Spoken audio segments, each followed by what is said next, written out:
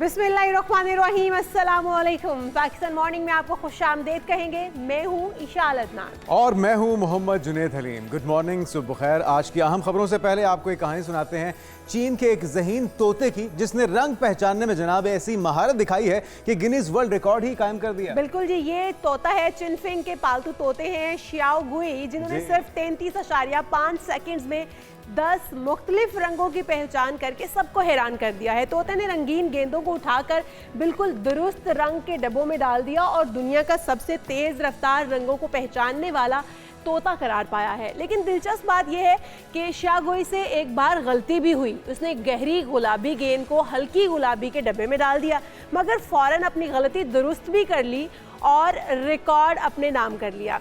Jinping के मुताबिक उन्होंने शियागुई को 2020 में तब अपनाया था जब उन्होंने महसूस किया कि रंगीन गेंदों के साथ खेलने का शौक रखता है ये तोता, इसलिए उन्होंने उसे अपना लिया। जी हाँ, और ज़बरदस्त इसने एक मिसाल कायम की है इंसानों के लिए भी कि अगर सीखने की नीयत हो या सलाहियत हो तो फिर कुछ भी हो सकता है। गोवी की ये कारकर्दगी न सिर्फ उसके मालिक के लिए बायस फ़ख्र है, बल्कि दुनिया भर में परिंदों की जहानत की एक शानदार मिसाल भी बन चुकी है। और यही नहीं, जिस तरह मैंने आपको बताया है कि वर्ल्ड रिकॉर्ड भी इसने कायम कर दिया है। तो आज की दिलचस्प स्टोरी थी जिसे हमने आगाज़ किया। आगे बढ़ते हैं, बात करते हैं आज की टॉप 5 स्टोरीज पर, जिसमें सबसे पहले तस्करा होगा कल की शानदार चाइना की विक्ट्री परेड का। दूसरी आलमी जंग में चीन की शानदार फतह पर फौजी परेड, चीनी अफवाज का ताकत का भरपूर मुजाहिरा, जिसमें आलमी मीडिया चीन के नए किरदार को अमेरिका के लिए अब खतरे की घंटी करार दे रहा है। उसके बाद बात होगी सैलाब पर सैलाब, रेले पर रेला, पानी की सतह फिर बढ़ने लगी, पानी पुलों पर आ गया, बादल फिर बरसने को तैयार। इस पर तफसील से होगी बात। और ये भी बात करेंगे कि सैलाब से खुराक की फराहमी खतरे में है और मईशत को भी नए चैलेंजेस का सामना है। फसलें तबाह हो चुकी हैं। क्या इस बार हमें ग़िज़ाई किल्लत का भी सामना करना पड़ सकता है और ऐसे में फिर हमें बड़े पैमाने पर सब्ज़ियाँ, अजनास इंपोर्ट करनी पड़ सकती हैं। तो इस सूरत हाल को मज़ीद मखदूश होने से कैसे बचाया जाए, इसका भी जायज़ा लेंगे। उसके बाद आपको मिलवाएंगे तलबा अलीशा शहजाद से, जिन्होंने काज़िकिस्तान में 35 ममालिक के साइंसी मुकाबले में सिल्वर मेडल जीतकर तारीखी कामयाबी हासिल कर ली है। किस तरह से मुमकिन हो पाई ये कामयाबी, इस पर तफसील से उनसे बात की जाएगी। उनको अपने प्रोग्राम का मेहमान बनाएंगे। और क्रिकेट का भी जायजा लेंगे। ट्राई नेशन सीरीज जारी है। पाकिस्तान और यूएई आज शारजा में मद्दे मुकाबिल होंगे। फाइनल में पहुंचने के लिए आज का मैच डू और डाई की सूरत हाल इख्तियार कर चुका है। तो ये सारी चीज़ें होंगी आज के प्रोग्राम में, लेकिन सबसे पहले तज़किरा बीजिंग में दूसरी जंग अजीम की फतह की 80वीं सालगिरह की शानदार तकरीब का, जिसमें दुनिया भर के रहनुमाओं ने शिरकत की और परेड में चीन ने अपनी अस्करी ताकत का भरपूर मुजाहिरा किया। बिल्कुल, और परेड में हाइपरसोनिक मिसाइल, ड्रोन्स, जदीद असलहा नुमाइश के लिए पेश किया गया है। चीनी सदर शी जिनपिंग ने अमन और इंसाफ पर मबनी आलमी निज़ाम के क़याम पर जोर दिया है। और इस पर एक पैकेज देखते हैं जो अस्करी ताकत का मुजाहिरा किया गया है, जो वहाँ पर एनिमेशंस दिखाई गई हैं, उसके हवाले से हमने एक रिपोर्ट तैयार की है, पहले आपको वो दिखाते हैं।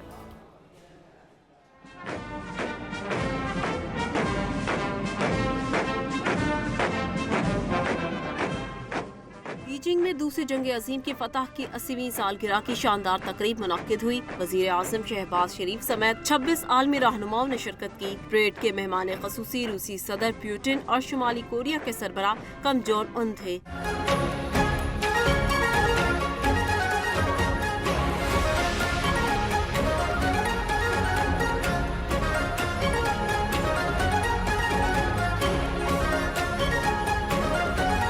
बीजिंग के तियानअनमेन स्क्वायर में होने वाली परेड का आगाज चीनी फौज की तोपों की सलामी से किया गया, जिसमें हाइपरसोनिक मिसाइल, ड्रोन्स और जदीद असलहा की नुमाइश की गई।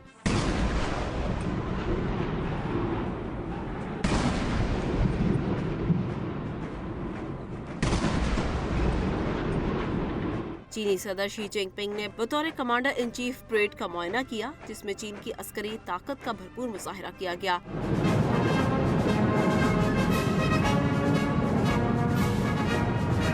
चीनी सदर शी जिनपिंग ने तकरीब से खिताब करते हुए कहा कि इंसानियत को आज जंग या अमन में से किसी एक का इंतखाब करना होगा। चीन जितना भी मजबूत हो जाए कभी तौसीफ पसंदी का रास्ता इख्तियार नहीं करेगा और न ही अपने माजी की मुसीबत किसी दूसरे मुल्क पर आयद करेगा। चीनी अवाम तारीख के दुरुस्त रुख पर खड़े हैं और चीनी कौम की तरक्की और खुशहाली को रोका नहीं जा सकता। चीनी सदर का मजीद कहना था कि चीनी फौज एक काबिल भरोसा कुव्वत है और ऐसा आलमी निज़ाम चाहते हैं जो इंसाफ। तो इस विक्ट्री परेड से अमेरिका और मगरबी दुनिया को इस वक्त चौकन्ना कर दिया है। चाइना ने अपनी शानदार अस्करी कुव्वत के मुजाहरे से और साबित कर दिया कि सिर्फ वो माशी ताकत नहीं है दुनिया की, बल्कि अस्करी कुव्वत के तौर पे उभर के सामने आया है। इसी तमाम सूरत-ए-हाल पर उस्मान शाह साहब माहिर आलमी उमूर हमारे साथ मौजूद हैं। उस्मान साहब, आपको वेलकम कहेंगे पाकिस्तान मॉर्निंग में। इससे पहले कि हम पाकिस्तान की इसमें शमूलियत, पाकिस्तान पर इसके असरात की बात करें, जो गुज़श्ता रोज़ ट्रंप की तरफ से पहले तो तारीफ़ की गई, फिर एक साजिश भी इसे करार दिया है। पूरा मगरबी मीडिया हो या ममालिक हो, इसे बड़ी गहरी निगाह से देख रहे थे विक्ट्री परेड को, जिस तरह से 26 ममालिक के सरबराहान मौजूद थे और ख़ास तौर पे कुछ किरदार किम जोंग उन हो, सदर पुतिन हो, इसमें मसूद पेज़ेश्कियान हो, इनकी शमूलियत ने मज़ीद जिसको कहते हैं अलार्मिंग सूरत हाल क्रिएट कर दी है। आपको लगता है कि मगरब को परेशान होना चाहिए इस विक्ट्री परेड से और चाइना के इस बढ़ती हुई कुव्वत के तौर पर उभर के सामने आने से? जी डेफिनेटली वो परेशान हुए हैं। ये एक हिस्टोरिक टर्निंग पॉइंट था और इससे जो इम्प्रेशन, जो इससे परसेप्शन और मोमेंटम जनरेट हुआ है, उसकी रेजोनेंस हम देख रहे हैं मगरबी अस्करी हलकों के अंदर भी, और सफारती जो अपना डिप्लोमेटिक वहाँ पे चैनल्स हैं वो भी बहुत ज़्यादा फिक्रमंद है इस हवाले से। और दूसरी तरफ अगर हम देखें डोनाल्ड ट्रंप की, जिस तरह से आपने बात की, तो डोनाल्ड ट्रंप ने एक लेवरेज प्रोवाइड किया है चाइना को। जिस तरीके से उन्होंने धुतकारा है मोदी को और जिस तरीके से मसूद पेज़ेश्कियान के अपना खदशात जो थे उनको उन्होंने अपना हमला करके दुरुस्त साबित किया है, तो मेरे ख्याल में एक पावर शो था इस तरह का चाइना का, जिसका वो बड़ी देर से वेट कर रहे थे।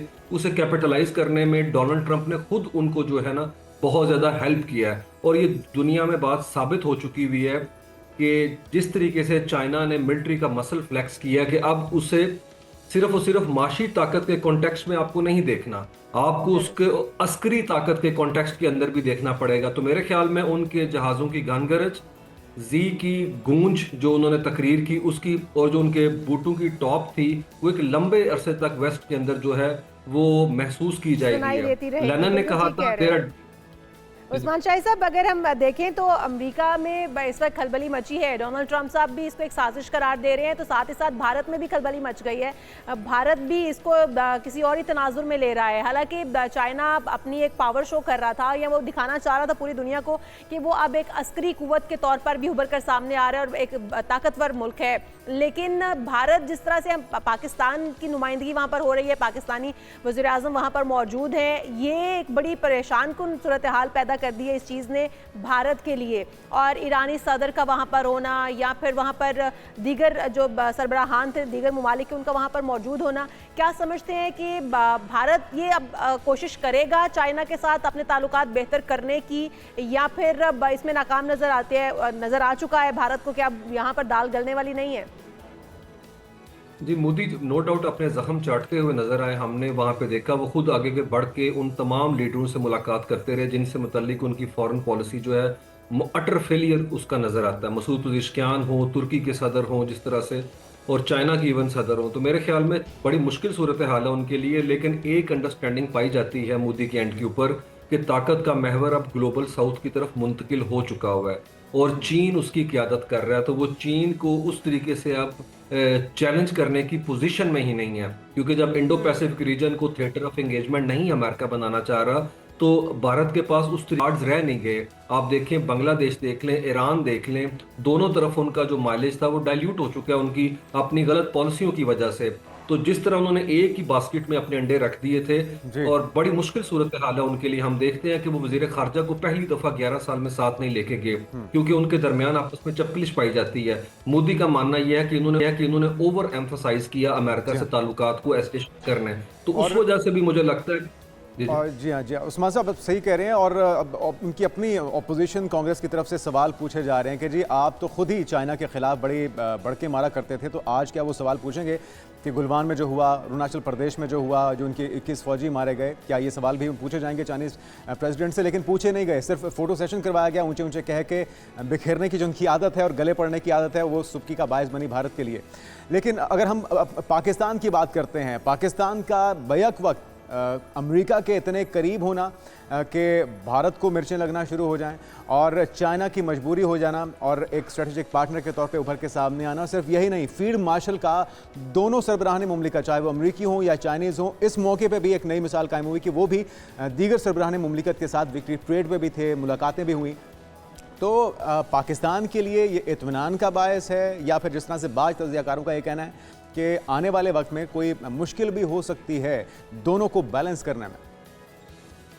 मेरे ख्याल में डोनाल्ड ट्रंप बड़े रैटिक हैं, हम पहले भी कई दफ़ा बात कर चुके हैं। उनके रवैये की ज़रा समझ आना ज़रा मुश्किल है। जिस तरीके से ओल्ड फ्रेंड कह रहे हैं, पुतिन को भी 2 हफ्ते पहले मुलाकात हुई है और अब यूक्रेन के साथ खड़े हैं, तो शायद उस तरफ से पाकिस्तान को कोई मुश्किल सूरत हाल आ सकती है। लेकिन जिस तरीके से हमने देखा कि क्वाड्रिलेटरल मीटिंग में नवंबर में जाने से उन्होंने इनकार कर दिया इंडिया, तो इंडिया के मामले की वजह से मुझे लगता है हमें जो है ना थोड़ा सा लेवरेज इस सिचुएशन के अंदर मिल सकता है। और यहाँ मैं नाज़रीन को ये भी बता दूं कि ऐसा नहीं है कि हम पहली दफ़ा देख रहे हैं पाकिस्तान बैलेंस स्ट्राइक कर रहा है।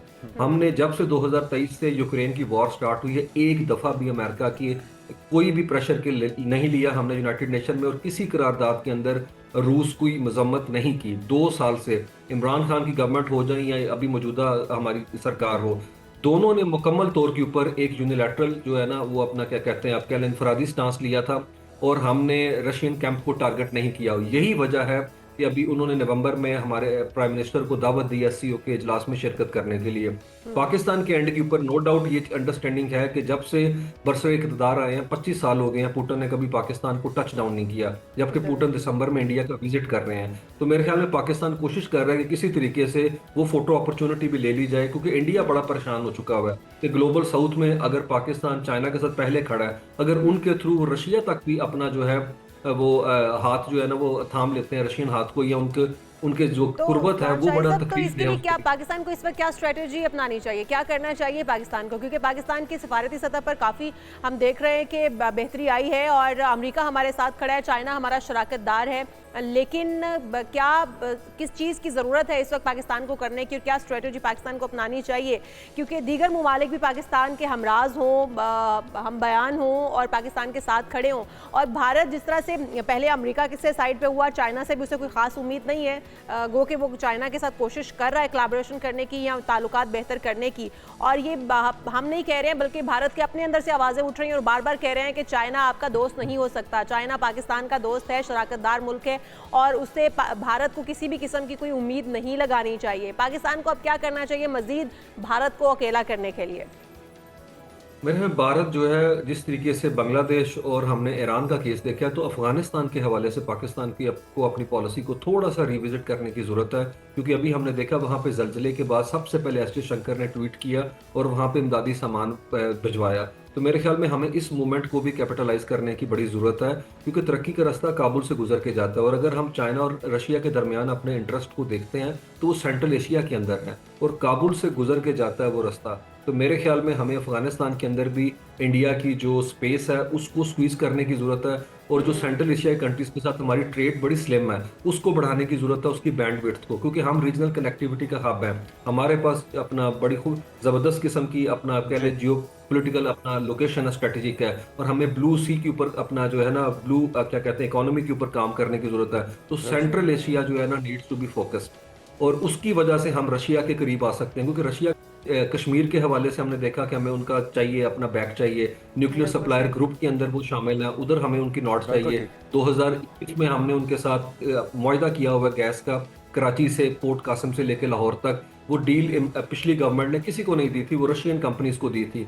तो जो एक मोमेंटम बिल्ड हो रहा है टुवर्ड्स मॉस्को, इस सारे सिनेरियो में मुझे लगता है पाकिस्तान को बड़े अमली इक़दाम करने पड़ेंगे, बिल्कुल क्योंकि ठीक। रशिया ने मई की वॉर में साबित किया है कि वो इंडियन कैंप में उस तरीके से नहीं है। तो हमें बहुत इस लेवल शुक्रिया, से बहुत फायदा शुक्रिया। बिल्कुल आपने ठीक कहा उस्मान शाही साहब। और यकीनी तौर पे पाकिस्तान का जो इमेज था पूरी दुनिया में 10 मई से पहले और आज में ज़मीन आसमान का फ़र्क है। वो भारत जो हमें तनहा करना चाहता था आज खुद तनहा खड़ा है, और चाइना ने ये साबित कर दिया है कि वो सिर्फ मुल्की मईशत ही दुनिया में एक मनवाने पे कामयाब नहीं हुई, बल्कि अस्करी क़ुव्वत के तौर पर भी उभर के सामने आ चुके हैं। बिल्कुल जी। हम यहाँ पर एक ब्रेक शामिल करते हैं, आप कहीं मत जाएगा, क्योंकि आप बात करेंगे पाकिस्तान की सूरत हाल पे, क्योंकि पाकिस्तान में जितनी सैलाब ने तबाही मचा दी है उसको भी हम भूल नहीं सकते हैं, उन लोगों को नहीं भूल सकते हैं जो इस वक्त उससे गुजर रहे हैं और सैलाब की वजह से खुले आसमान तले ज़िंदगी गुजार रहे हैं। उसके बाद फिर जो महंगाई का एक तूफान आएगा इस सैलाब के बाद, उस पर भी तफसील से बात करेंगे, लेकिन इस ब्रेक के बाद स्टे विद अस। एक बार फिर से आपको खुशामदीद कहेंगे। आप जिस तरह जानते हैं नाज़रीन कि पाकिस्तान में इस वक्त सैलाबी सूरत हाल है जिसने तबाही मचा रखी है। चारों तरफ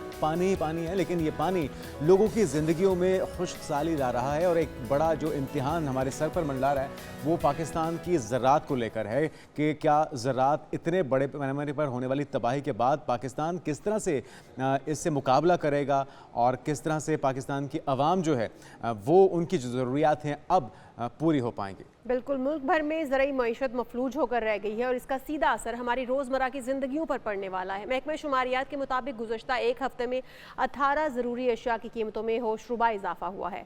हफ्तावार महंगाई की शरह में 0.62% का इजाफा रिकॉर्ड किया गया है, जबकि सैलाब ने सतलज, रावी और चिनाब के किनारे जो वाक़े ज़ायद 2100 से ज़ायद देहात हैं उनमें खड़ी चावल, मकई और सब्जियों के अलावा बहुत सारी दीगर फसलों को भी तबाह कर दिया है। कपास से पैदा होने वाले जो अजनास थी या दीगर अशिया जो थी, अब ये कहा जा सकता है कि पाकिस्तान की डगमगाती हुई मईशत को एक और ज़ोरदार झटका लगा है, जिसके बाद अब ये मईशत कब तक संभलती है कुछ कहा नहीं जा सकता। हमारे नुमाइंदगान मुख्तलिफ इलाकों से हमारे साथ मौजूद होंगे, हम उन्हें अपने प्रोग्राम में शामिल करेंगे और उनसे जानने की कोशिश करेंगे कि वहाँ पर क्या सूरत हाल है। सबसे पहले हमारे साथ मौजूद हैं तैयब मुआविया जो कि गुजरांवाला में है, उसके बाद ज़फ़र हुसैन है कश्मीर सिंध से, समीउल्लाह हैं कसूर से, जबकि अली रज़ा हैं बहावलपुर से। सबसे पहले जान लेते हैं तैयब मुआविया से। तैयब मुआविया, आप बताइएगा गुजरांवाला में क्या सूरत हाल है? अशियाए ज़रूरियात तो महंगी हो चुकी होंगी, वहाँ पर शहरियों का क्या कहना है? जी बहुत शुक्रिया निशाल। ऐसे है कि हालिया बारिशों और सैलाब के बायस जहाँ पर घर, मकानात, हवेलियाँ, माल मवेशी तबाह हुए हैं, तो वहीं पर बहुत बड़े पैमाने पर किसानों की तैयार फसलें भी तबाह हुई हैं, जिसके असरात अब गुजरांवाला की सब्ज़ी मंडी में देखे जा रहे हैं। गुजरांवाला की सब्ज़ी मंडी में सब्ज़ी की कीमतों को पार लग चुके हैं, सब्ज़ी की कीमतें दुगना हो चुकी हैं। आज से चंद रोज़ कबल जो यहाँ पर प्याज 50 से 60 रुपये फ़ी किलो में मिल रहा था, आज वही प्याज 100 रुपये फ़ी किलो में मिल रहा है। इसी तरह अगर बात की आलू की, तो जो आलू यहाँ पर 50 से 60 रुपये फ़ी किलो में मिल रहा था, आज वही आलू 100 रुपये फ़ी किलो में मिल रहा है। इसी तरह अगर हरी मिर्च जो सब्ज़ मिर्च है उसकी बात की जाए, तो जो सब्ज़ मिर्च आज से चंद रोज़ कबल 80 रुपये फ़ी किलो में मिल रही थी, आज वही सब्ज़ मिर्च यहाँ पर 160 रुपये फ़ी किलो में मिल रही है। इसी तरह दीगर जो सब्ज़ियाँ हैं उसकी कीमतों में भी 100 रुपये फ़ी किलो तकरीबन इजाफा हो चुका है, जिसके बाद जो ख़रीदार हैं जो यहाँ पर सब्ज़ी ख़रीदने के लिए आए थे वो काफ़ी ज़्यादा परेशान दिखाई दे रहे हैं। सब्ज़ी जो मालकान हैं जो दुकानों के, वो भी काफ़ी ज़्यादा परेशान हैं। हम कोशिश करते हैं किसी से बात भी कर लें। अच्छा भाईजान, आप बताइएगा सब्ज़ी खरीदने आए थे, क्या कीमतें हैं, क्या कहेंगे? सर जी सब्जी खरीदਣ ਆਏ ਸੀ ਤੇ ਹਰ ਚੀਜ਼ ਦੀ ਕੀਮਤ ਡਬਲ ਹੋਈ ਪਈ ਹੈ। ਪਿਆਜ਼ ਜਿਹੜਾ ਸੀ 50 ਰੁਪਏ ਸੀ ਉਹ 100 ਰੁਪਏ ਮਿਲਦਾ ਪਿਆ ਹੈ। ਟਮਾਟਰ ਦੀ ਕੀਮਤ ਡਬਲ ਹੋ ਗਈ, ਹਰ ਚੀਜ਼ ਦੀ ਡਬਲ ਹੋਈ ਪਈ ਹੈ। ਅਸੀਂ ਤੇ ਆਖੇ ਵੀ ਸਬਜ਼ੀ ਮੰਡੀ ਦੇ ਵਿੱਚੋਂ ਨਾ ਰਹਿਤ ਲੱਭੇ ਦਾ ਕੰਮ, ਬਾਕੀ ਇੱਥੇ ਹਰ ਚੀਜ਼ ਦੀ ਡਬਲ ਹੋਈ ਪਈ है। आप क्या कहना चाहेंगे भाईजान, आप ही यहाँ पर सब्ज़ी खरीद? जी हम भी सब्ज़ी खरीद रहे हैं भाईजान। बहुत हालात ख़राब हैं, ठीक है। सैलाब की वजह से जो है ना मामला बहुत ख़राब हुआ मंडी का भी।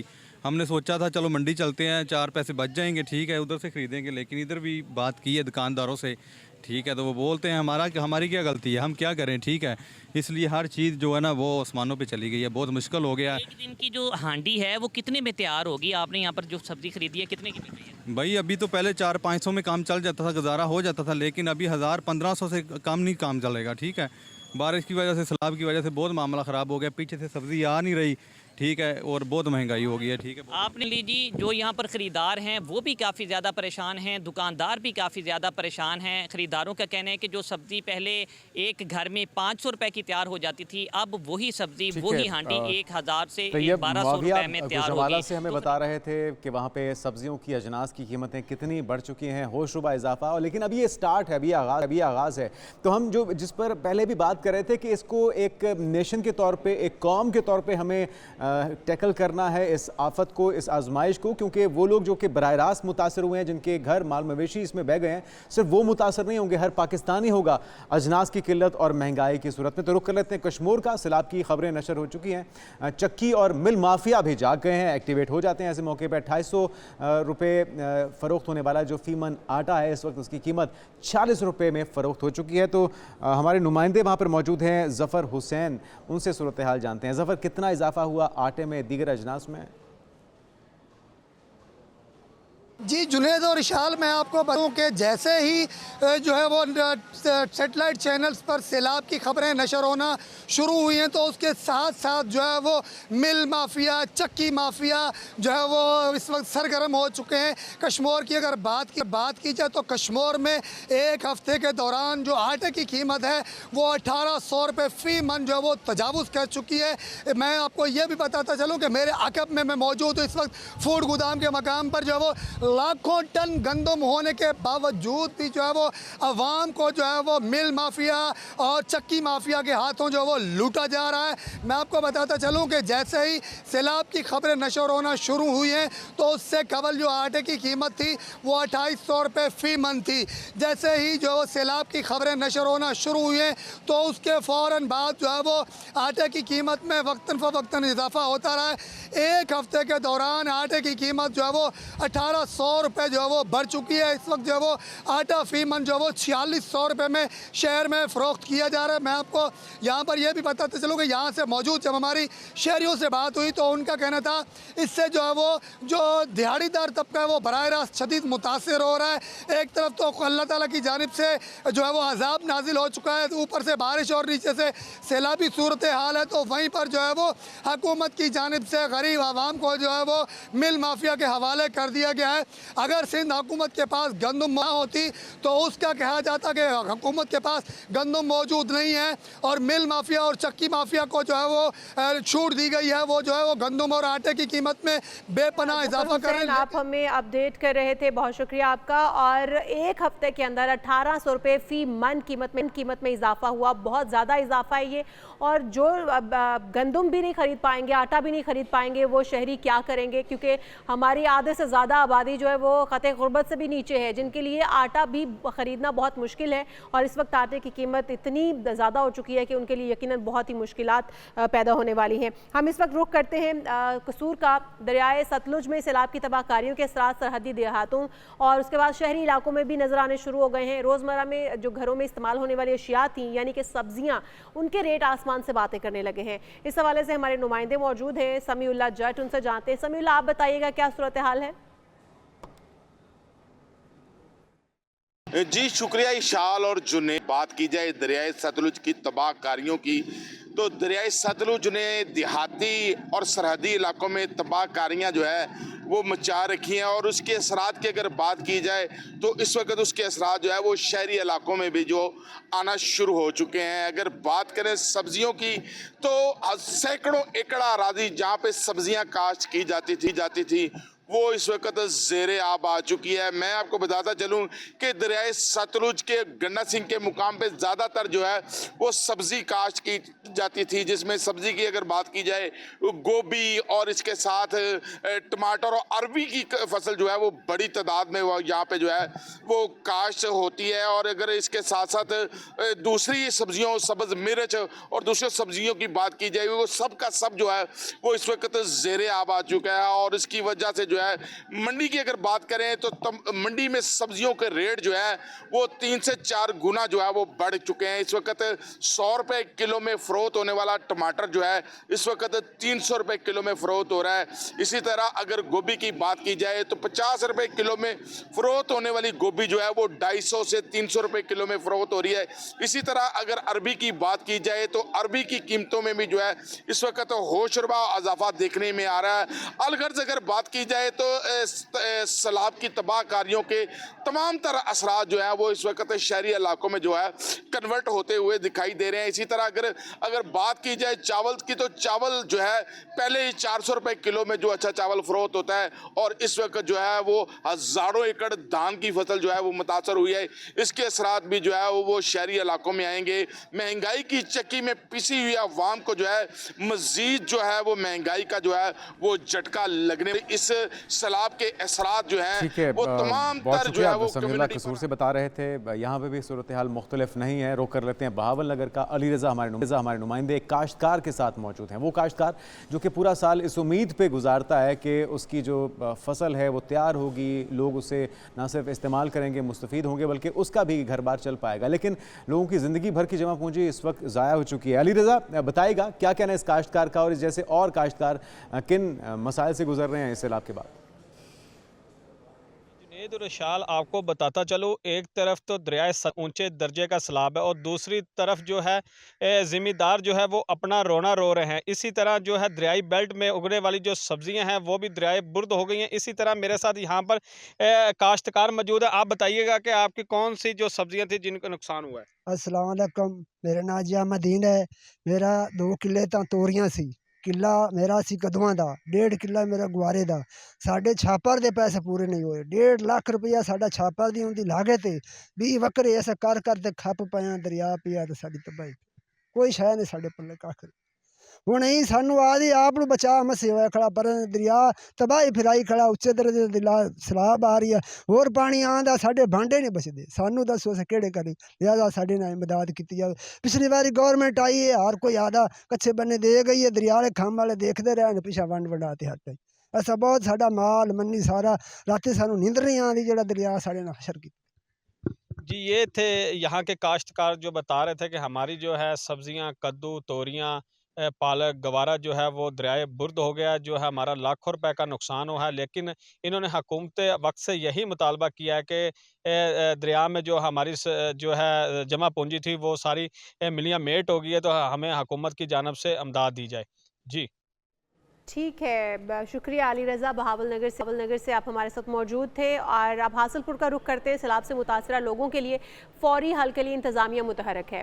हासिलपुर में इंतज़ामिया की जानिब से सैलाब मुतासरीन के लिए खैमे लगाए गए हैं और सैलाब मुतासरीन के लिए 3 वक्त का खाना और पीने का साफ पानी। और इंशाल्लाह को याद होगा पाकिस्तान की जो सारा सैलाबी सूरत हाल है, एक न्यूज़ ने इसको उजागर किया। 3 दिन तक इस पे इंतज़ामिया ने कान नहीं धरे, लेकिन फाइनली एक न्यूज़ की खबर पर एक्शन लिया गया है और जो ज़रूरियात ज़िंदगी थी, तमाम रिक्वायर्ड जो अशिया थी ज़रूरियात ज़िंदगी की, वो उन तक पहुँचाई गई हैं, उनको मुहैया की गई। हम पहले दिन से ये बता रहे थे कि वहाँ पर खाने, जो जानवरों के खाने वाला चारा है वो भी वहाँ पर मुहैया नहीं है, और जो आवाम वहाँ पर मौजूद हैं उनको अब खुली छत के नीचे रहने पर वो मजबूर हैं। खाने पीने की अशिया फ्राहम नहीं की जा रही है। लेकिन फाइनली हमारे प्रोग्राम की तवस्सुत से अब इंतज़ामिया ने थोड़े से होश के नाखून लिए हैं और उसके बाद जो है वहाँ पर अब तमाम चीज़ें जो है वो पहुँचाई जा रही हैं। हमारे साथ रेहान अली मौजूद है। रेहान अली, बताइएगा आप शहरियों का क्या कहना है? उन्हें खैमे, खुराक और उनके जानवरों के लिए चारा वहाँ पर पहुँचाया जा रहा है? जी शुक्रिया जुनैद और इशा। जैसे कि आपको पता है कि सैलाबी सूरत हाल जो है वो बहुत ही ज़्यादा यहाँ पर शिद्दत इख्तियार कर चुकी है हासिलपुर में, और हमारा जो एक न्यूज़ है उस पर रोज़ाना की बुनियाद पर जो मॉर्निंग प्रोग्राम चल रहा है, इसमें दिखाया जाता है कि सैलाब जो मुतासरीन है हासिलपुर में वो कितने परेशान है और उन्हें किन किन मुश्किलात का सामना करना पड़ता है। तो इस जो मॉर्निंग शो का प्रोग्राम है उसे देखते हुए इंतज़ामिया हरकत में आ चुकी है। इंतज़ामिया की जानिब से यहाँ पर नोटिस ले लिया गया है। Commissioner Bahawalpur, deputy commissioner Bahawalpur के अहकामात पर असिस्टेंट कमिश्नर हासिलपुर और चीफ ऑफिसर बल्दिया की ज़ेर निगरानी यहाँ पर जो है फ्लड रिलीफ कैंप लगा दिए गए हैं। इनमें जो है खैमे भी लगा लिए गए हैं सैलाब मुतासरीन के लिए। तो हमारे साथ इस वक्त इंतज़ामिया मौजूद है, अमला मौजूद है। हम उनसे जानते हैं कि क्या क्या सहूलियात दी जा रही है यहाँ पर सैलाब मुतासरीन को। जी, अमजद हनीफ, पॉपुलेशन डिपार्टमेंट। शुक्रिया हमारे साथ रेहान थे और तैयब मुआविया, जफ़र हुसैन, समीउल्लाह, अली रज़ा, तमाम नुमाइंदगान का बहुत शुक्रिया जिन्होंने हमें तमाम सूरत हाल से आगाह रखा। और हम ये उम्मीद करते हैं कि इस वक्त पूरी कौम यकजा होगी और पूरी कौम मिलकर इस मुश्किल की घड़ी से पूरे कौम को निकालेगी, बल्कि उन लोगों को निकालेगी जिनका सब कुछ बह गया, पानी की नज़र हो गया और वो इस वक्त अपने लिए भी जो दूसरों की खुराक, जो दूसरों का पेट पालने के लिए काश्तकारी करते थे, वो काश्तकार आज खुद का पेट पालने के लिए भी मुंतज़िर हैं इमदाद के लिए, हुकूमती इमदाद हो या फिर आवाम की तरफ से। सभी को कंट्रीब्यूट करने की ज़रूरत है। हासिलपुर की सूरत हाल आपने जानी है, हमारे मॉर्निंग शो के अंदर बार बार इसको रिपोर्ट किया गया, फाइनली इंतज़ामिया ने एक्शन लिया और ज़रूरियात ज़िंदगी की अशिया उन तक पहुँचाई गई। हम एक ब्रेक लेते हैं, अभी मज़ीद बहुत सी जो खबरें हैं सैलाब से जुड़ी हुई दीगर इशूज़ पर भी बात करेंगे। इस ब्रेक के बाद स्टे विद अस। प्रोग्राम में एक बार फिर से आपको खुशामदीद कहते हैं। नाज़रीन, आपने लाहौर के बारे में अक्सर ये जुमला तो सुना होगा, स्पेशली अंदरून लाहौर में, कि लाहौर की बाज़ गलियाँ इतनी तंग हैं कि अगर एक तरफ से औरत आ रही है और दूसरी तरफ से मर्द आ रहा है तो दरमियान में सिर्फ निकाह की गुंजाइश बचती है। खासतौर पे कदीम लाहौर जो है उसके बारे में मशहूर है और कहा जाता है कि ये अल्फाज किसी शख्सियत के हैं, ये सभी जानना चाहते होंगे तो हम आपको बता देते हैं जिस इंसान ने ये अल्फाज कहे। आज हम उन्हीं के बारे में बात करेंगे और मुश्ताक अहमद यूसुफ़ी साहब जो कि 4 सितंबर 103वीं सालगिरह उनकी आज मनाई जा रही है और 4 सितंबर को वो पैदा हुए थे। हंसना भी उन्हें सिखाया गया और उनका एक संजीदा सा मतलब वो जुमला भी बोलते थे, उससे हंसी आ जाती थी। उनके जुमले पढ़कर आज भी जो है ना वो हम सर पकड़ कर बैठ जाते हैं कि क्या बात कही थी उन्होंने। वो शख्सियत जो किसी भी संजीदा बात में मजाक का तड़का लगा दे और उसे लजीज बना दे, वो थे मुश्ताक अहमद यूसुफ़ी साहब और आज भी हम उन्हें याद कर रहे हैं, तो इस बात का यही सबूत है सबसे बड़ा। जी बिल्कुल, और ये एक ऐसा जुमला है जो लाहौर के बारे में उन्होंने कहा कि वो आज भी उसकी मिसालें दी जाती हैं और उसको टूरिस्ट की दिलचस्पी का बायस बनाने में भी शायद मुश्ताक अहमद यूसुफ़ी साहब ने अहम किरदार अदा किया। आप कहना चाहते हैं इनका जुमला सुन के टूरिस्ट स्पेशली उस गली में लाहौर की जाते हैं जहाँ पर निकाह सिर्फ रह जानते तो सभी थे कि लाहौर में ऐसी कुछ गलियां हैं, पुराने लाहौर में, अंदरून लाहौर में, लेकिन जब उसको एक उर्दू दान की तरफ से इस तरह से उसको पोर्ट्रे किया गया तो फिर यकीनी तौर पर वो लाहौर की पहचान भी बना। आगे बढ़ते हैं नाज़रीन और बात कर लेते हैं, दुनिया भर में आज ताइक्वांडो का आल मनाया जा रहा है। ताइक्वांडो कोरिया का वो तोहफ़ा है जो हमारे जिस्म और दिमाग की तरबियत के ज़रिए हमारी रूह और ज़िंदगी को बढ़ाने की तरीक़ों को ज़ाहिर करता है। आज ये आलमी खेल बन चुका है जिसने बैनुल-अक़वामी शोहरत हासिल की है और ओलंपिक्स में सरकारी खेलों में भी शामिल कर लिया गया है। 1980 में ओलंपिक खेल का हिस्सा बनने के बाद ये सिर्फ एक मार्शल आर्ट नहीं रहा बल्कि एक जज्बा और एक पहचान बन गया है। बिलाखिर 2006 में पहला इंटरनेशनल ताइक्वांडो डे मनाया गया था। आज ये दिन दुनिया भर में ताकत, किरदार साजी और इत्तेहाद का आलमी जश्न है और पाकिस्तान में भी ताइक्वांडो खेलने वाले सैकड़ों बच्चे और नौजवान मौजूद हैं और 2020 की नेशनल चैम्पियनशिप में तकरीबन पाकिस्तान के 650 खिलाड़ियों ने ताइक्वांडो चैम्पियनशिप में शिरकत की थी और पाकिस्तान का नाम रोशन किया था, जिनमें से 59 गोल्ड मेडल्स जीतकर वापस आए। बिल्कुल, तो यकीनी तौर पे एक ऐसा ये खेल है, स्पोर्ट है जिसको सभी को अपनाना चाहिए, अपने हिफाजत के लिए भी और अपने फिटनेस को बरकरार रखने के लिए भी। हम एक ब्रेक लेते हैं, दीगर इश्यूज़ पे बात करेंगे। ब्रेक।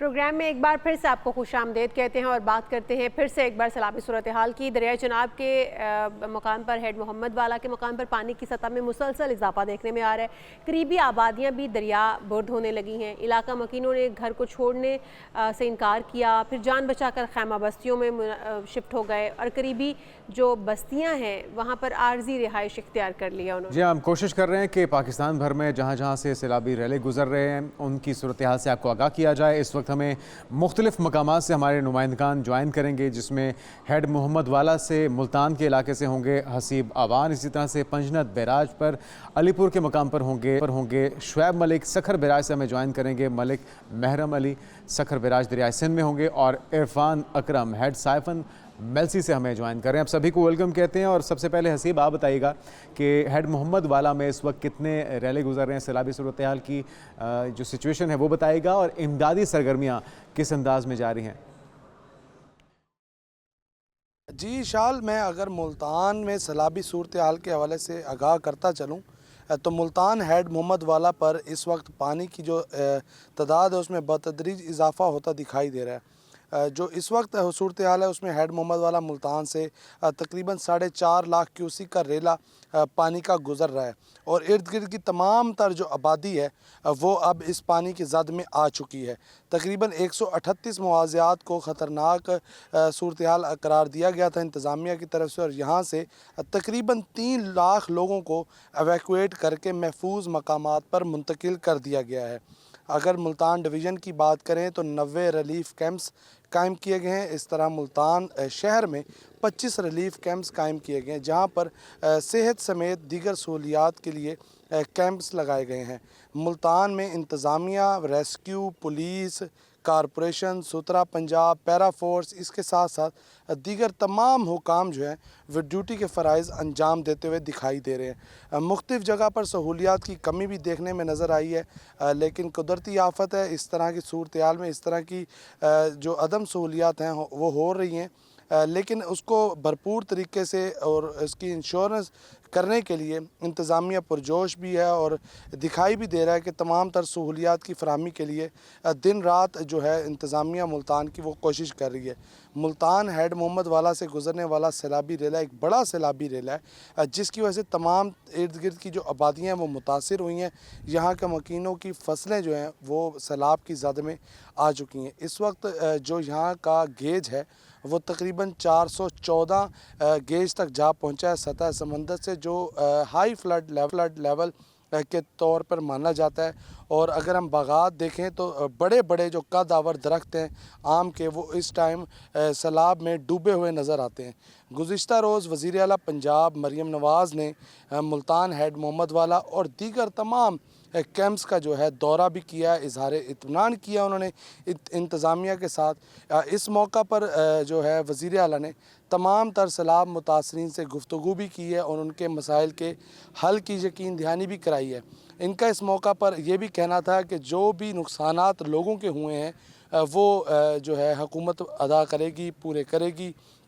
अगर हम दीगर हुकाम की बात करें, मुल्तान की जो सियासी क़यादत है वो भी इस बात पर गौर कर रही है कि लोगों की जो मुश्किलात हैं उनको ठीक है। हसीब, आप हमें अपडेट कर रहे थे, आप हमारे साथ ही मौजूद रहिएगा। हम रुख करेंगे इस वक्त मेलसी का, दरियाई सतलुज हेड साइफन से हमारे साथ हमारे नुमाइंदे मौजूद हैं। वहाँ पर भी पानी का रेला इतना आ चुका है कि तमाम आबादियाँ इस वक्त ज़ेर-ए-आब हैं। इरफान अकरम, आप बताइएगा कि वहाँ से तमाम अब जो इलाका मकीन है उनको महफूज मकामात तक मुंतकिल किया जा चुका है और उनको इमदादी सामान मुहैया किया जा रहा है?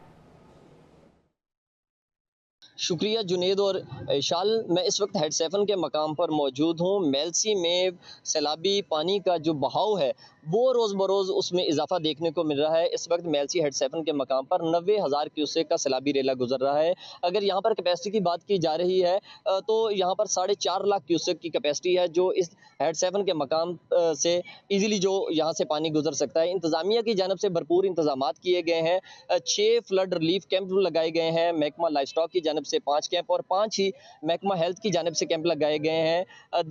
दीगर जो आबादियों की बात की जाए जहाँ पर इलाके जो अफेक्टेड हुए हैं तो टोटल जो है 24 मौजाजात जो हैं वो अफेक्टेड हुए हैं। उसमें से 50 से ज़ायद जो आबादियां हैं छोटी बड़ी वो पानी से मुतासर हुई हैं। जो वहाँ पर मुतासरीन हैं उनको नकल मकानी करवाई जा रही है इंतज़ामिया की जानिब से और वहाँ पर जो मौजूद जानवर हैं उनको भी महफूज मकामात पर पहुँचाया जा रहा है। इंतज़ामिया का कहना है कि फिलफौर जो है हमारी टीमें इस वक्त जो है वो फील्ड में मौजूद हैं। सैलाब मुतासरीन को सहूलियात मुयस्सर की जा रही हैं और जो इनके जानवरों के लिए वंडा चारे का इंतज़ाम किया जा रहा है। खैमा बस्तियाँ लगाई गई हैं जहाँ पर सैलाब मुतासरीन को ठहराया जा रहा है और उनके खाने पीने का भी एहतमाम किया जा रहा है। ज़िला इंतज़ामिया का कहना है कि आने वाले जो 36 घंटे हैं ये इंतहाई अहम है। पानी का बहाव जो है वो तेज़ी से बढ़ रहा है, ज़मीनी कटाव भी बढ़ रहा है।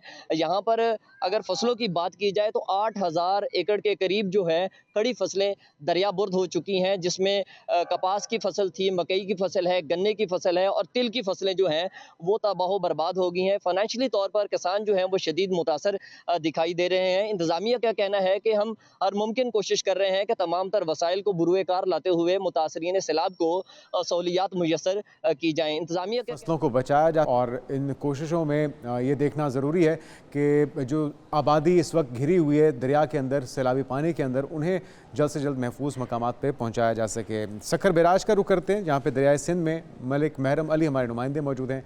मलिक महरम, आपके पास क्या इतलात हैं, किन किन चीज़ों की ज़रूरत है, क्योंकि हम देख रहे थे कि बहुत सी ऐसी वैक्सीन हैं जो कि मिसिंग हैं, खैमे और मच्छरदानियाँ वो बहुत बड़ी तादाद में चाहिए। यहाँ पे आबादी कितनी है और क्या रिक्वायरमेंट्स हैं यहाँ पे लोगों की, मुतासरीन की?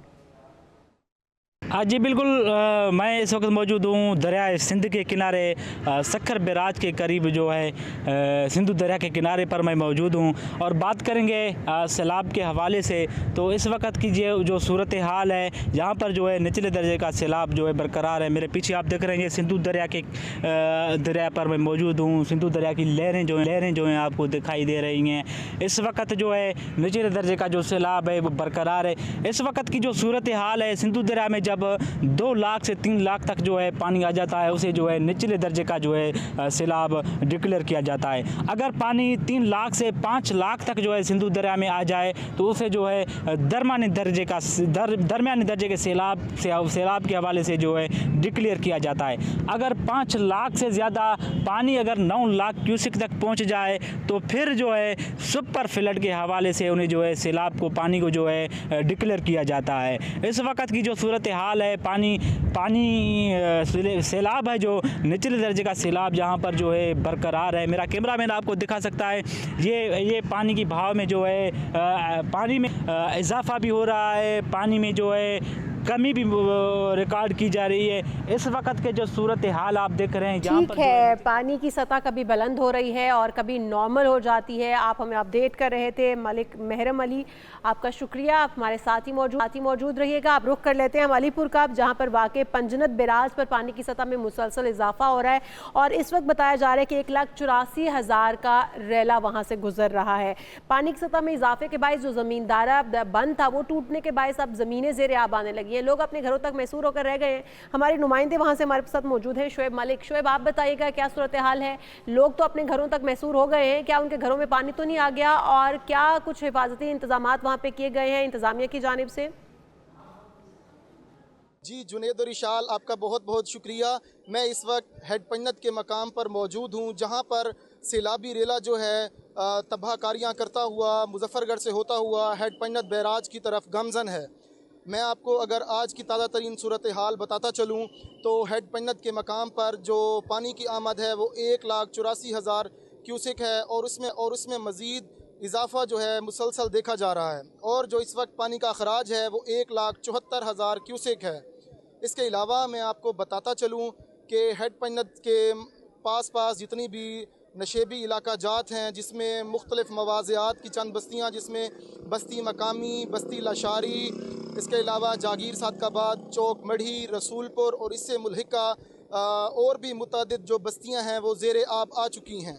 इसके अलावा जब हमारी मकामी इंतज़ामिया और दीगर हुकाम से इस बारे में बातचीत हुई तो उनका भी यही कहना था कि जो नशेबी इलाका जात हैं इसको हमने पहले ही खाली करवा लिया था। इसके अलावा जब रेस्क्यू 1122 के आला हुकाम से हमारी बात हुई और इरिगेशन डिपार्टमेंट के हुकाम से हमारी बात हुई तो उनका भी यही कहना था कि जो बहुत शुक्रिया इरफान मलिक महरम अली, शुएब मलिक, हसीब अवान मुख्तलिफ़ इलाकों की सूरत हाल से हमें आगाह कर रहे थे और आगे बढ़ते हैं, दीगर इलाकों की सूरत हाल से भी आगाह करते हैं।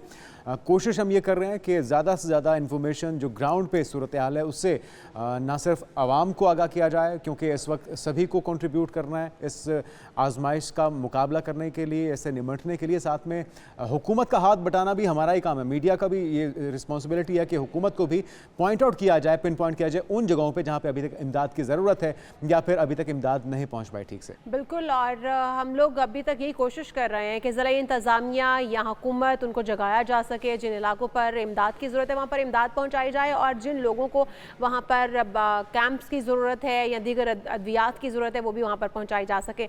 हम रुख कर लेते हैं पीर महल का, जहाँ पर सैलाबी सूरत हाल में अभी शिद्दत बरकरार है और बंद है, वो भी ज़ेर आब आ चुका है, टूट चुका है। देहात से मकीनों को नकल मकानी करवाई जा रही है। मकान कहाँ गए, सामान कहाँ गया, मुतासरीन गमज़दा हैं। और पीर महल से हमें ज्वाइन कर रहे हैं हमारे नुमाइंदे मियां अकरम, उन्हीं से जान लेते हैं कि इस वक्त क्या सूरत हाल है वहाँ पर। मियां अकरम, आप बताइएगा, सैलाब ज़दगान के साथ आप मौजूद हैं, क्या कहना है इनका? जी जुनेद, ऐसे ही है। और इस साल ये भी मैं आपको बताता चलूं कि जो दरियाए रावी का पानी है इसमें मुसलसल इजाफा होता जा रहा है। जो मई सफूरा का मकाम है इस पर बारूद दबाया गया था कि जो भी हेड पे जो पानी की सतह बुलंद होगी तो इसे ब्लास्ट किया जाएगा। जो ही हेड पे पानी की सतह बुलंद हुई है तो पानी का रेला ज़्यादा आया है, तो जगह पे बम है जो ब्लास्ट किया गया था। बम ब्लास्ट की वजह से जो आसपास की आबादियाँ हैं जिनमें तकरीबन 70 देहात हैं जिन्हें शदीद नुकसान हुआ है, उनकी फसलें हैं, ज़मीन बुर्द हो गई हैं, मकानात हैं वो गिर गए हैं। मैं इस वक्त एक फैमिली के साथ मौजूद हूँ, उनसे बात करने की कोशिश करते हैं। गम से निढाल हैं, उनकी ज़मीनें भी सारी दरिया अपने साथ ले गया है। जो मकानात थे वो बेचारे अफसरदा हैं, बात नहीं हो रही। उनसे बात करने की कोशिश करते हैं, वो क्या कहना चाहते हैं। जी माँ जी बताइएगा, आप क्या कहना चाहते हैं? हाँ जी, गरीब आदमी हैं जी, मकान लौट गए, सामान वेच दबी गए, फसलां बुड़ गई, बड़े परेशान आए, भुखे तस खाने 41 चाक दे विचों निकलते आए, रोड दे उत्ते चढ़े। आप ये बताइएगा, आपका जो सामान था, मकान था, वो किधर है? कोई विचे भी है, काटी कोई नहीं से सके, परेशान आए। पहला इधे आया भी कदी नहीं पानी। 41 गाबे 699 बटा 41 चाक दे विच पानी हुण मौजूद हो गए। पहला इधे पानी कदी भी कोई नहीं है, साढ़े सामने कदी भी नहीं आए। इस बारी बिल्कुल मकाना दे उत्ते चढ़ गए, बड़े परेशान आ। रोजी बच्चों की कोल काई नहीं, मेहरबानी करते कोई इमदाद होई बने तो बड़ी मेहरबानी। क्या आपके लिए खाने पीने की कोई चीजों का हुकूमत ने बंदोबस्त किया है? सवेर दे नाश्ते तो अलावा इस टाइम ताई खलिया साढ़े कोल बोल नहीं सकते, बच्चे पता कितने दे कितने भाग गए। जी बिल्कुल, इंशाल्लाह आपने सुना है कि ये मुतासरा फैमिली है, बेचारों से बात भी नहीं होती, सुबह से कुछ भी नहीं खाया, कहते सिर्फ हमने पानी पिया है और इसके अलावा हमारे पास कुछ भी नहीं है। एक और भी बहन है हमारे साथ, उनसे भी बात करने की कोशिश करते हैं। गम से निडाल हैं बेचारे, पूछते हैं उनसे क्या मुसीबत आई है, क्या परेशानी आई है, क्या कहना चाहते हैं। अस्सलाम वालेकुम भाईजान, निके निके बच्चे बेबस वाणियां जुगियां डाए पिन मड्डी विच आ गई है, माल मन्नी है वो पक्कियां तो रुलाई बने हिस्सियां तो लाके तो बकाया दूसरा कोई नहीं, खान पीन कोई नहीं। नाज़रीन, आपने देखा है मियां इकराम, आपका बहुत शुक्रिया। पीर महल से हमें आप अपडेट कर रहे थे, आपका बहुत शुक्रिया। रुख करते हैं कि हेड सदनाई खानेवाल का नईम इकबाल वहाँ पर मौजूद हैं, जहाँ पे दरियाए रावी में ऊंचे दर्जे का खौफनाक सैलाबी रेला गुजर रहा है। बताइएगा नईम इकबाल, यहाँ पे सैलाबी पानी की सूरत हाल क्या है? कुछ लेवल कम हुआ और लोगों की मुश्किलात कुछ कम हुई? जी बिल्कुल, मैं इस वक्त खानेवाल में हेड सदनाई के मुकाम पर मौजूद हूँ और यहाँ पर दरियाए रावी में 2 लाख प्लस क्यूसिक का सैलाबी रेला जो है वो गुजर रहा है और पानी के बहाव में मुसलसल इजाफा जो है वो देखने में आ रहा है और ऊंचे दर्जे का सैलाब जो है वो यहाँ से गुजर रहा है। यहाँ पर मैं आपको बताता चलूँ कि मेरे कैमरामैन मोहसिन रज़ा आपको दिखाएँ कि ये यहाँ के लाइव मनाजिर हैं। देखें कि किस तरह से खौफनाक सूरत हाल जो है वो बनी हुई है और यहाँ पर जो पानी की सूरत हाल है उसमें जो है मुसलसल इजाफा जो है वो देखने में आ रहा है और इससे चंद मीटर के फासले पर जो है अब्दुल हकीम में रेलवे का जो ब्रिज था उसके ऊपर से होता हुआ पानी जो है वो जा रहा है और रेलवे हुकाम ने आर्जी तौर पर तमाम रेलों की रेलवेज़ की जो आमद-ओ-रफ्त का सिलसिला है उसको जो है मुअत्तल कर दिया है और लेकिन शहरियों की एक बड़ी तादाद जो है वो वीडियोज़ बनाने के लिए और इसके साथ साथ जो है नईम इकबाल, आप हमें अपडेट कर रहे थे। अब हम रुक कर लेते हैं दरियाए सतलुज हेड सुलेमानकी का, जहां पर बाबा फरीद पुल तक तेज़ बहाव की वजह से मजीद दर्जनों छोटे बड़े बंद टूट चुके हैं और इस वक्त हमारे नुमाइंदे गुलाम मुस्तफ़ा हेड सुलेमानकी के जो एडवाइज़र हैं, सुपरवाइज़र हैं, उनके साथ मौजूद हैं, उन्हीं से जानते हैं। गुलाम मुस्तफ़ा, आप बताइएगा क्या बताना है सुपरवाइज़र साहब का, यहाँ पर सूरत हाल कंट्रोल में है? जी शुक्रिया जुनेद और इशाल। मैं इस वक्त दरियाए सतलुज हैड सुलेमान के मुकाम पर मौजूद हूँ। अगर बात की जाए हालिया सैलाब की तो मौजूदा सूरत हाल के मुताबिक हैड गंडा सिंह से पानी के बहाव में इजाफ़ा कर दिया गया है। इजाफे से आगे सैकड़ों आबादियाँ ज़ेरे आब आ चुकी हैं, उस पर भी तफसीली से बात करेंगे। मगर मौजूदा सूरत हाल जो पानी की चल रही है, मेरे साथ हैड सुलेमान की से सुपरवाइज़र मौजूद हैं, उनसे जानते हैं कि मौजूदा सूरत हाल के मुताबिक हैड सुलेमान की पर कितने क्यूसेक पानी चल रहा है। बाबा जी मेरे साथ मौजूद हैं, उनसे जानते हैं कि क्या सूरत हाल है। बाबा जी, इंडिया ने पानी छाड़ी था गंडक के मुकाम पर तकरीबन 2,70,000। वो जो 2 बजे हैड सुलेमान के मुकाम पर 1,28,660 है। इनकी वजह तो पानी बढ़ता पाया जी। सैलाब आमदी सूरत हाल बड़ी नुकसान हो रहा है, बंदों का, मवेशियों का, आदमियों का सारा बहुत नुकसान हो रहा है, बहुत परेशान हो रहे हैं, बूढ़े आदमी भी और जवान भी।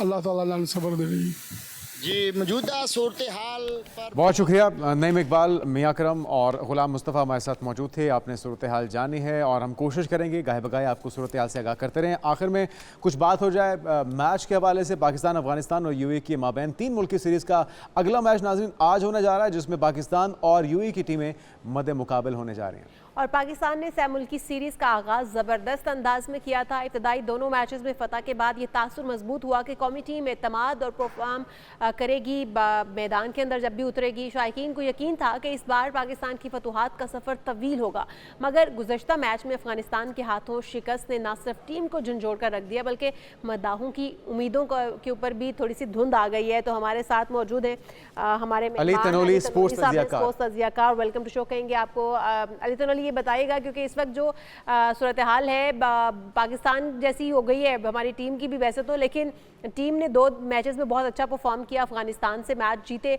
और फिर अफगानिस्तान के हाथों शिकस्त का भी सामना करना पड़ा। क्या लगता है आपको कि अब किस तरह से कमबैक करेगी टीम और क्या यूएई टीम से जीत पाएगी?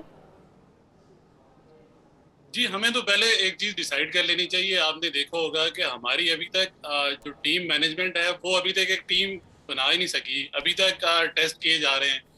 हमने देखा कि जो अफगानिस्तान के साथ पहला मैच था उसमें टीम जो थी एक विनिंग टीम आई, और उसके बाद जब हम यूएई के साथ गए तो हमने एक जो विनिंग कॉम्बिनेशन है वो कोई भी चेंज नहीं करता, पर हमने वो चेंज किया। तो हमें सबसे पहले जो एक चीज़ डिसाइड करने वाली है वो हम अभी एशिया कप में जा रहे हैं। हमने अभी तक अपनी टीम को पैटर्न सेट नहीं किया, हमने ये डिसाइड नहीं किया किसने किस नंबर पे खेलना है।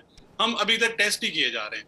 और दूसरी बात ये है कि अभी तक आप देखें कि हमने जो 17 रुकनी स्क्वाड था उसको अनाउंस किया, उसमें अभी तक हमने जो स्पेशलिस्ट बॉलर हैं हमारे इब्रार अहमद हैं, उसके अलावा वसीम जूनियर हैं, उनको अभी तक ट्राई नहीं किया। हमने उनको कब ट्राई करना है? क्या हमने एशिया कप में ट्राई करना है? उनको हमने इंडिया के अगेंस्ट ट्राई करना है या उनको हमने सरप्राइज पैकेज रखना है? तो सबसे पहले तो हमें ये डिसाइड करना होगा जो हमने एक टीम रखी है उसको हम जोड़ लें और हम ये डिसाइड कर लें कि हमारा विनिंग कॉम्बिनेशन किससे बनेगा। बिल्कुल सही। और दूसरी बात ये है आप ये देखें कि अभी तक जो चीजें हैं वो फ्लक्चुएट हो रही हैं और हम स्पेशलिस्ट ना बॉलर के साथ खेल रहे हैं। बिल्कुल आप सही निशानदेही कर रहे हैं और एक अच्छे बॉलर की भी कमी महसूस हो रही है, क्योंकि हमें देखा है कि हारिस रऊफ भी बड़े महंगे बॉलर साबित हुए हैं। लेकिन अगर बात की जाए यूएई के साथ आज होने वाले मुकाबले की, क्या लगता है यूएई भी बड़ा अच्छा परफॉर्म कर रहा है, तवक्कुआत से ज़्यादा बेहतर परफॉर्म कर रहा है? आपको लगता है कि पाकिस्तान इतनी मजबूत पोजीशन में है कि वो एक बड़े मार्जिन से उन्हें शिकस्त दे पाएंगे और फाइनल में जगाएंगे?